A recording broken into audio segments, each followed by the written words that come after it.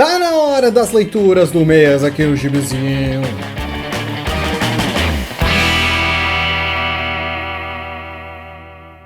Fala galerinha, eu sou o André Giovanella, sejam bem-vindos ao Gibizinho. Agora com as leituras do mês, aquele momento mais especial que a gente para analisar aquilo que foi bom, aquilo que foi ruim, aquilo que vale a pena ler, aquilo que vale a pena passar longe. Mas antes temos os recebidos da Mitos, então mais que nunca agradecer aí a parceria.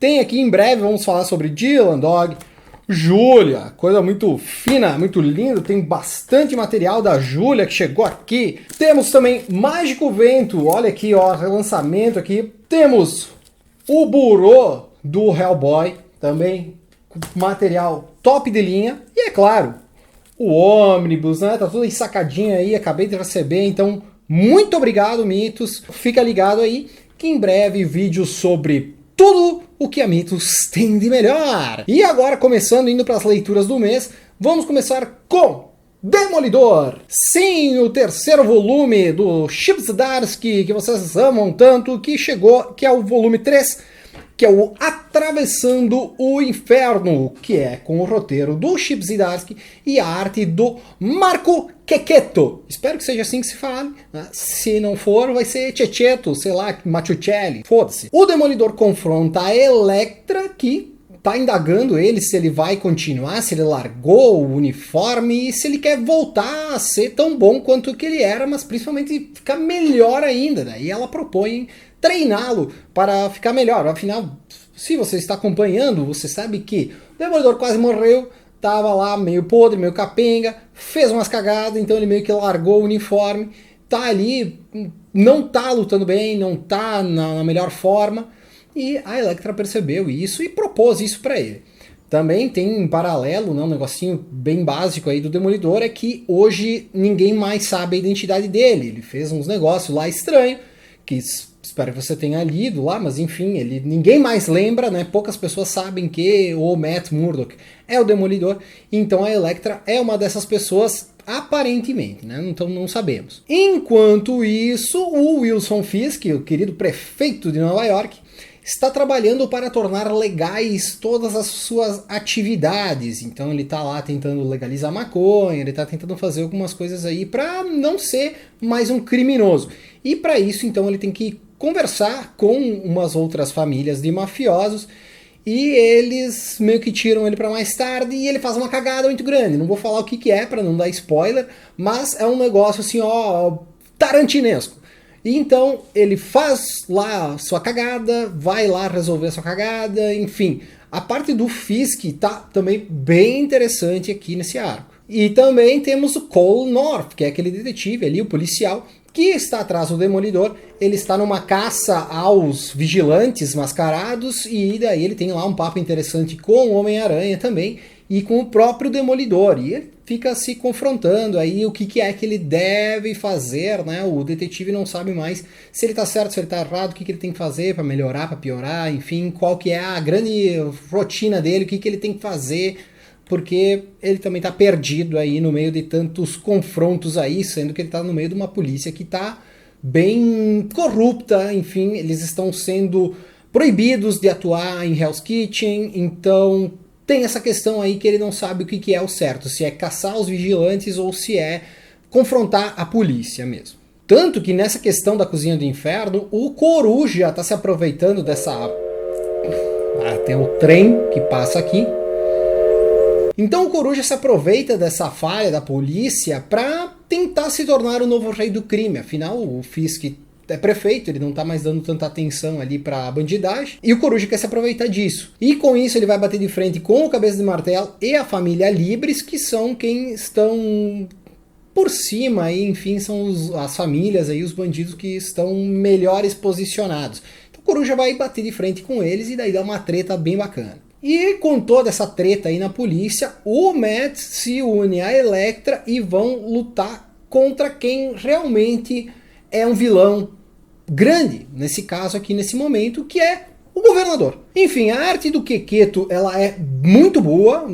O arco anterior eu reclamei que a arte estava meio bosta, então agora aqui ela já está bem melhor. A arte do Checchetto realmente ela está à altura do roteiro do Zdarsky, que agora sim deu um salto assim, realmente. Ele tava cozinhando um negócio, vocês viam que tava evoluindo, tava tornando a história mais interessante. Acho que aqui ele realmente chegou no auge. Enfim, chegamos finalmente ao desbunde. Sim, agora sim.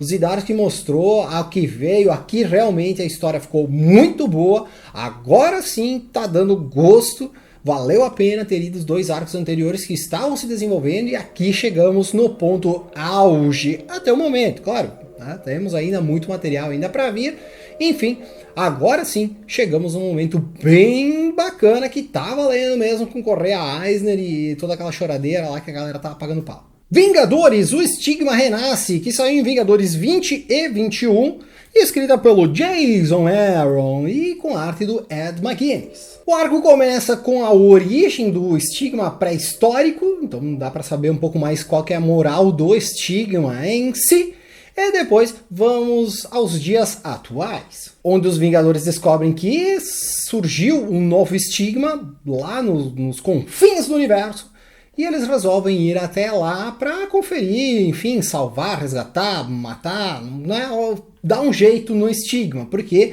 ele descontrolado pode se tornar uma grande ameaça. O problema é que esse Estigma nasceu numa prisão Shi'ar, e com isso eles vão ter que confrontar algumas pessoas lá, alguns exércitos, alguma defesa ali dos Shi'ar, inclusive o Gladiador, que é o super-homem da Marvel, e temos também um encontro com os Arautos de Galactus, que também percebem o Estigma e resolvem dar um fim nele, né? Então nós temos o Surfista Prateado, o Terrax e o Senhor do Fogo. Todos, então, envolvidos nesta treta universal. É um outro arco cheio de massaveísmo, como a Viúva Negra usando uma armadura muito louca, né? A Mulher Hulk soltando o raio gama, a Capitã Marvel virada na binária, o Thor afetado pela ninhada, assim, do mais absoluto nada, o Capitão América com um uniforme muito absurdo, o Blade usando o Garoto Coisa como armadura, também que é uma coisa meio recorrente, meio estranha, que não faz muito sentido, além do motorista fantasma surfando com a prancha do Surfista Prateado, porradaria franca e descerebrada, uma doideira, assim, olha, bem louco. A arte do McGuinness, ela tá bem boa, até porque, cara, é um arco dos anos 90 sendo produzido hoje. Então, cara, tá uma arte anos 90, massa velha pra caralho. Então daí fica naquela, né? Anos 90, é bom ou é ruim, né? Então não sabemos, então na dúvida é passável. Realmente, assim, eu acho que quem gosta dos anos 90 talvez esteja gostando disso aqui. E talvez a pessoa que gostou dos anos 90, além disso aqui hoje, tá dizendo assim, mas que porcaria. E isso serve de alerta, porque daí sinal de que nos anos 90 também era ruim. Mas enfim, é um arco passável, Jason Aaron tá escrevendo no modo automático, o Ed McGuinness, a arte dele pra mim tá boa, mas assim, cara, Vingadores, com tanta coisa boa que teve aí, sei lá, desde o Bendis pra cá, assim, teve poucos arcos tão ruins quanto este agora do Aaron, né? Então, mais um arco que a gente lê e não sabe se pega no sono, se acha o máximo, parece que é o Michael Bay, sei lá. Imortal Hulk, o Manifesto Banner, do All In, com arte do Joey Bennett. Após dominar a base sombra, o exército do Hulk resolve confrontar a Roxxon. Ah, vocês lembram da Roxxon? Então, era uma empresa que se uniu aos Elfos Negros, aí fez uma treta violenta lá no Thor. E aqui, então, o Hulk decide voltar suas forças para essas megacorporações. Então a Roxxon tem lá o seu Facebook, seu YouTube, suas marcas, e o Hulk decide ir lá e acabar com essa porra toda. Então ele vai bater de frente com o Minotauro lá, que é o líder lá, o dono, o chefe, o presidente, o CEO da Roxxon. E quando que o Hulk anuncia isso, né, o Banner vai a público e ele fala que ele vai bater de frente com essas megacorporações aí, porque eles não se importam com o mundo humano de verdade, o mundo humano é uma porcaria por causa disso e tal. Então um monte de gente fica do lado do Hulk. E surge novamente a Brigada Adolescente, que abril traduzia o Teen Brigade como Brigada Juvenil. E agora parece que mudou o nome. Então, foda-se, né? Então o Hulk ataca os servidores da Roxxon e com isso o Minotauro ele resolve criar algumas ameaças para o mundo aí, né? Para o mundo, leia-se Estados Unidos, onde que o Hulk tenha que atuar, porque os Vingadores estão fora, a X-Men tá fora, a Quarteto tá fora, e daí tem que ir o Hulk lá com a sua equipe, e daí tem uns monstrão lá, do Lovecraft lá, umas coisas bem loucas, uns monstros absurdos, aí dá uma treta muito louca aí, também é bem legal pra quem gosta de ver monstro e essas bizarrices aí, que o Bennett tá desenhando muito bem. Então a arte dele continua demais, quando que tem monstro o cara manja muito bem, o Hulk tá sempre muito bem desenhado, o roteiro segue muito bem, tratando essa parte mais burocrática aí, mostrando, botando o dedo na ferida, né, as megacorporações, elas não se importam com os humanos, ali fica mais claro, eles expõem isso de uma forma mais didática, dá para entender legal o que o Al Ewing tá tentando dizer aí. Então é outro desbunde. O Hulk realmente tá muito bem. E aqui então ele parte para uma linha um pouco diferente daquele terror mais visceral que tava antes aí.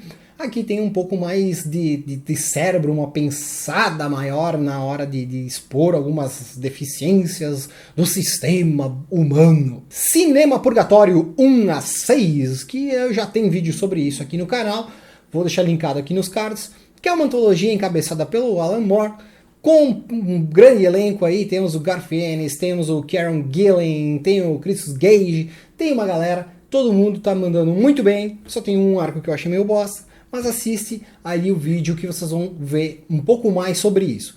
Que é uma antologia bem bacana. Vale a pena aí para quem não leu, não pegou, quiser ver um pouco mais o que é isso aí, assiste o vídeo, vai ficar bem entendido. E é uma série que vale a pena acompanhar. Mais ao amor, Bo Jeffries Saga, sim, Bo Jeffries que saiu esses tempos aí, tava na minha pilha. Consegui matar ela agora, é escrita pelo Alan Moore com desenhos do Steve Parkhouse. É uma história um pouquinho diferente, ela é uma história de comédia. Nós temos o Jobremos Bo Jeffries, que é o pai da casa, com seus dois filhos, o Rhett, que também, assim como o pai, ele é um pouquinho normal, e a filha Ginda, que é uma mulher forte e um tanto quanto estranha. Junto com eles moram os tios Raul, que é um lobisomem, o Festus, que é um vampiro, e o vovô, que é uma massa disforme muito louca. E o bebê, que é, não vemos ele, né, mas é um bicho que gera energia nuclear aí, que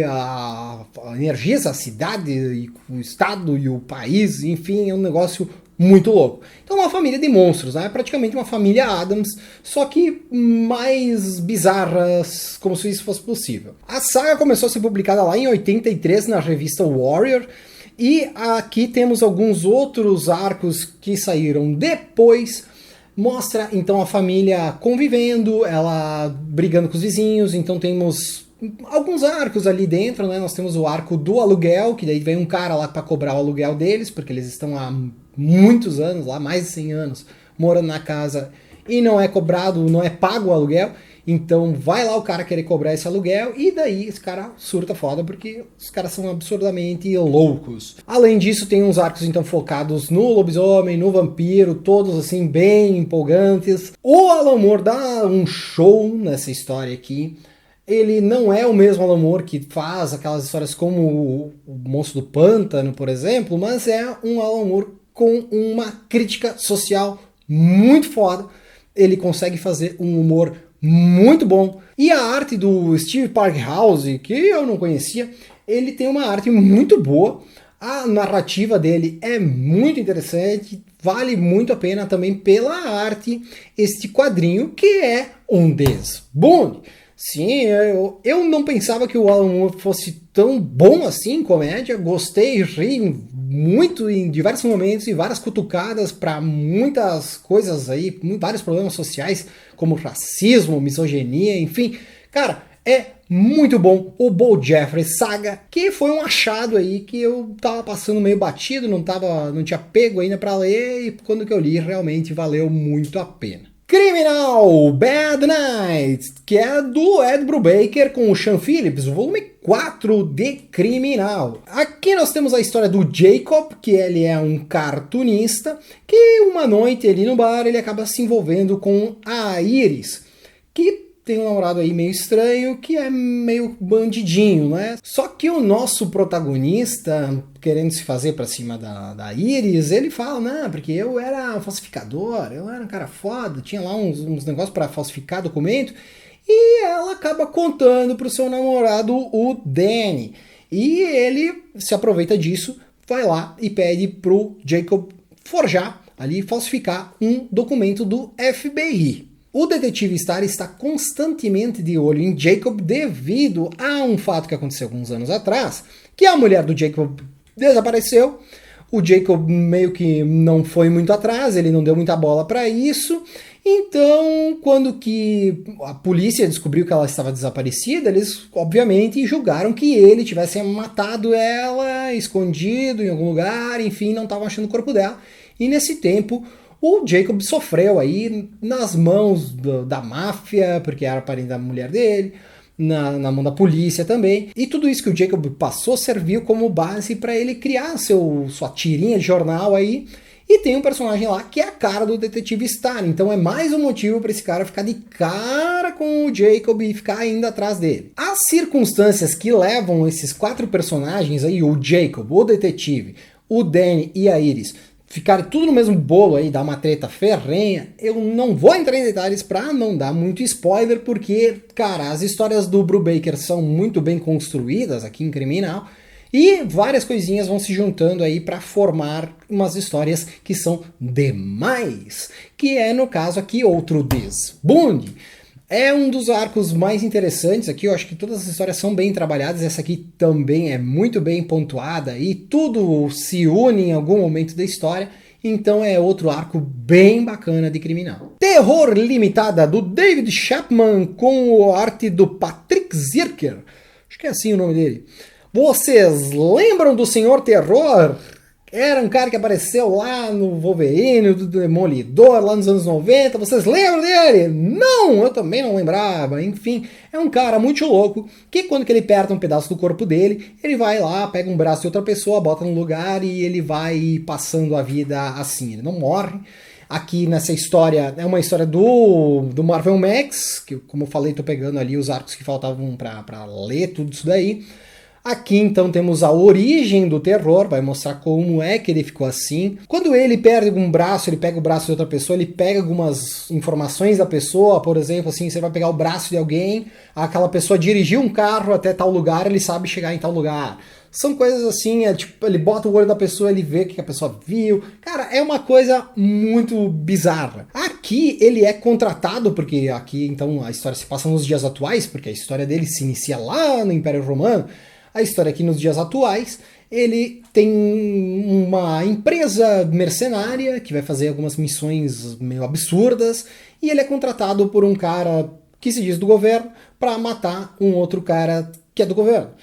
E nisso o governo passeia atrás dele porque, né, ele é tratado como um terrorista. Enfim, é uma treta meio louca e daí se descobre que a vilã por trás disso é uma pessoa lá do Império Romano também. Tem um quê de terrorismo aí na história que tá mostrando uma seita que ela é meio focada em sadomasoquismo, assim, uma coisa bem louca. A arte tem momentos bons, mas em geral ela é aceitável, ela tem ali a parte de tripas, ali essas coisas assim, eu acho que fica legal. Só o problema é que ela é muito escura, eu acredito que nesse papel jornal aí, onde é que saía a Marvel Max, não casou muito bem, tinha que ser um papel brilho, eu acho, para ficar com uma tonalidade mais interessante, acho que ficou muito escuro. Enfim, a arte ficou um pouco devendo, acho que mais por causa do papel do que pela arte em si. O roteiro tem pontos bons, mas em geral ele é muito megalomaníaco, tem muita coisa acontecendo ao mesmo tempo, fica fácil de acabar se perdendo nisso tudo.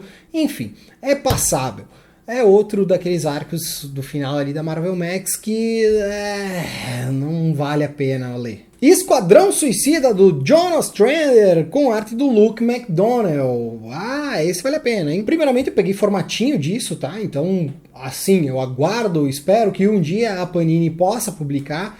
Inclusive, vá lá agora, se você quer pedir pra Panini aí, publica o Esquadrão do Ostrander, que é muito bom. Nós temos então Julgamento de Sangue, que saiu em Super Amigos 44, e Julgamento pelo Fogo, que saiu em Liga da Justiça 1. Pois é, tinha isso, né? A época da Abril, às vezes começava um negócio de um lado e ia pro outro, ainda mais quadrinhos de personagens secundários, como era o caso do Esquadrão Suicida na época, porque era uma novidade, né? Hoje já todo mundo já conhece. Enfim, nós temos a fundação do Esquadrão Suicida, que é uma equipe comandada pela Amanda Waller e composta por vilões de segunda e heróis de quinta. Então nós temos uns personagens bem estranhos aí. As missões do grupo geralmente são para missões secretas, missões obscuras, que o governo não pode se envolver oficialmente. Então vai esses caras aí. Caso alguém morra, tudo bem, paciência. E se alguém é preso, o governo diz que não era com eles. Nessa primeira história, dividida em duas partes, o esquadrão vai bater de frente com um grupo de mercenários chamado Jihad. Na segunda história, a Fortaleza invadida, as fúrias femininas de Darkseid vão para a Terra resgatar o glorioso Godfrey, que está preso lá na prisão Belle Reve, que é onde que fica como se fosse a base do Esquadrão Suicida. Então vai Esquadrão Suicida lutar com as fúrias femininas. Depois temos Abertura Guilherme Hell, que saiu em Liga da Justiça 4, onde o Esquadrão Suicida é enviado pela Waller para bater ali de frente, para desacreditar um vigilante que paga de bom moço, mas na verdade ele é um supremacista branco, ele tem um grupo neonazista lá, e ele como vigilante ele só prende latino, negro, asiático, só minorias. E quando que ele pega algum branco, ele diz assim, vem lá pra nossa reunião da supremacia branca. Alô você millennial, que acha que quadrinho com política é coisa dos anos 2000. Isso aqui é de 87, então já naquela época existia este combate ao racismo e seus afins. E o último arco, que é o Atrás da Cortina de Ferro, que saiu em Superpowers 13, onde o governo dos Estados Unidos decide libertar uma prisioneira lá da União Soviética, lá uma prisioneira russa, e para isso eles mandam o esquadrão ir lá fazer isso, mas ela não quer ser libertada, enfim. É um outro arco também bem interessante. Para quem se interessar, nessa época o esquadrão era a Amanda Waller, o Rick Flag. Tínhamos também o Tigre de Bronze, o Nêmesis, a Magia, o Pistoleiro, o Sombra da Noite e o Capitão Boomerang, além de participação esporádica da Orquídea Negra e do Pinguim. E na primeira missão também nós tivemos a Verme Mental e a Plastique. Então, cara, dá para entender, principalmente no primeiro arco, como é que é o funcionamento do esquadrão, que também é algo bem interessante aí para entender qual que era a moral e que no filme foi completamente distorcido. A arte do McDonnell não chega a ser ruim, mas ela também não é nada fora da curva, ele é um desenhista padrão aí dos anos 80.